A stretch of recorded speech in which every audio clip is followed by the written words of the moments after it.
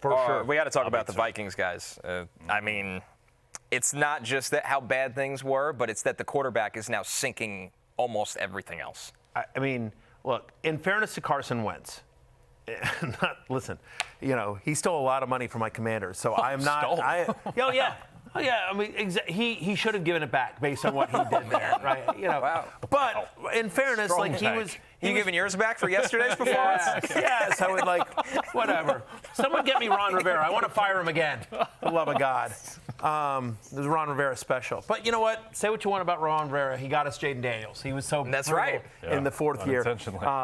Yeah, that's my favorite stat is, by the way, that when Ron Rivera took over the Commanders, they had the number 2 overall pick. They took Chase Young. 4 years later, where he had full control of the entire franchise, they had the 2nd overall pick in the NFL draft. And we got Jaden Daniels. Full circle. So, full circle. In fairness to Carson Wentz, he was clearly hurt. He's clearly not 100% healthy. And that offensive line was brutal last night. They clearly missed Darisaw. He was under siege all night. I don't know that any quarterback would have been super productive in that environment. No, and he also already holds the ball pretty long. There's times where so that it's a bad combination. It looks like he's playing with a bionic arm. What was that? I felt bad for the guy. He's physically. You ever see those memes where it's just for every 100 likes, I'm gonna make his, I'm gonna Photoshop this guy's arm or head bigger or whatever. And it keeps getting whatever on that's what I felt like Carson Wentz. I feel like every series it's like adding padding. There's a bigger pad, and it's like, what the hell was that? This is from Brad Rumka. What do we do with our Vikings not named Jefferson or Addison rest of the season? So he's talking about the running backs in the Hockler. Yeah, I mean, I think it depends on the matchup. I will say next week they're at Detroit. I wouldn't count on any of them.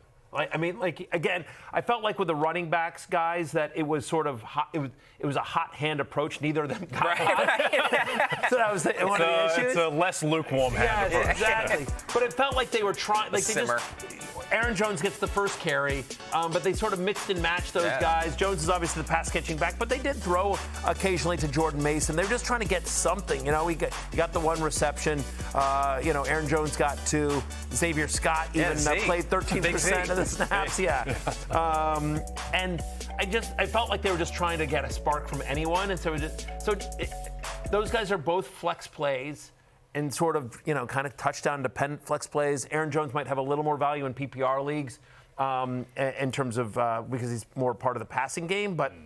And you feel better about Mason's ability to fall into the end zone if they get close. But it was bad. Bad day at the office. I think you have to continue starting Jefferson and Addison. We talked about Addison on Wednesday during Blind Date, Connor, and just how productive he's been as well. Yes. Since he returned in Week 14, he's the 14th. In Week 4, he's the 14th best wide receiver in fantasy football. Even in a game where they couldn't get anything done, he at least catches the touchdown. Jordan Addison. Jefferson is Jefferson. At what point do they go to Max Brosmer? I mean, I guess they're just trying to protect him until McCarthy is back. But last night they should have. I mean, honestly. Yeah.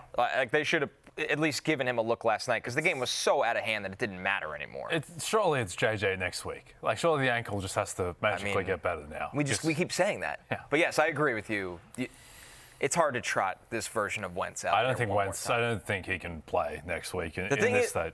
It's at Detroit. Yeah.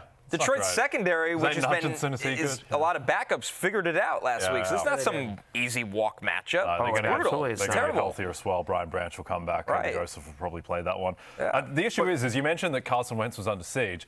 You know who wasn't under siege last week? Daniel Jones against the Chargers pass rush. It's not an amazing pass rush. That's the issue, that the Vikings quarterback is going to be under siege every game. Sam Darnold was under siege consistently last year. That offensive line was awful. So, it's a problem. I'm not sure it's getting fixed. So, to your point about whether the Lions secondary, it's not going to matter if you're running away from Aiden Hutchinson, right? In terms of next week, by the way, Vikings upcoming schedule at Detroit, home to Baltimore, home to Chicago, at Green Bay. 3 of the next 4 are divisional games against 3 other really good teams. The Bears is no longer a gimme. Right? The their Bears, front seven's been playing a lot better the last couple of weeks. Absolutely. And then at Green Bay, in 3 weeks, That's going to be tough as well. Aloha Brooks. Should I consider dropping Aaron Jones after waiting this entire time? Yes. Who are you picking up, Aloha Brooks? You can sure. You can consider it. You tell me what's out there, and then I can give you an answer. Yeah. Come on, Aloha. Aloha Brooks is usually so good.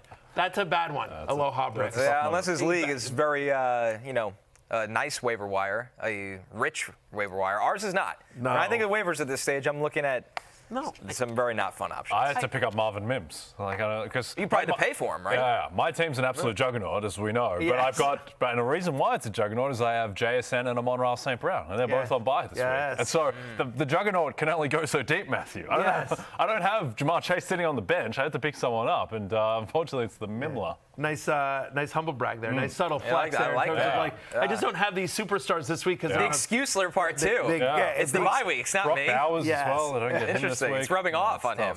Yeah. By the way, producer Adam, who only has one win on the season. Like, this is my Super Bowl. Right. This is my shot. If not now, win. If I can't win this one. If I can't win this one. Exactly. If not now, win. Like, it really is one of those things where it's just like if I actually went 0-14 for the season, like the odds of that's hard. Like if you actually set out to do that while still setting a real lineup, you know what I mean? Like statistically, the odds of being able to pull that off are so it's unbelievable. Like I don't think you can do it if you tried. But like when you look at it like that, you're actually having a really impressive season, Matthew. The fact that you've contrived to go 0-7. Yeah, really I mean I'm undefeated in some way. He had somebody last night. I'm trying to remember who it was. But he had somebody go off that normally hasn't gone off. Like I forget who it was. Or just sort of like was it Ladd McConkey? It might have been Ladd McConkey. That dang Jonathan Taylor ruined. He had McConkey. Hey, it's Matthew Berry from NBCSports.com and Rotorworld.com, and I want to thank you so much for watching whatever it is you just watched, or if nothing else, being too lazy to click out of the autoplay after this video started, after whatever it is you actually wanted to watch finished. But now that you're here, I'd like to take a moment here to ask you respectfully now, okay? I'm asking you respectfully to subscribe to the NFL on NBC YouTube channel. You'll get the latest Roto-World fantasy news headlines, all sorts of great shows, including my own Fantasy Football Happy Hour. So go subscribe now. Again, I'm asking respectfully.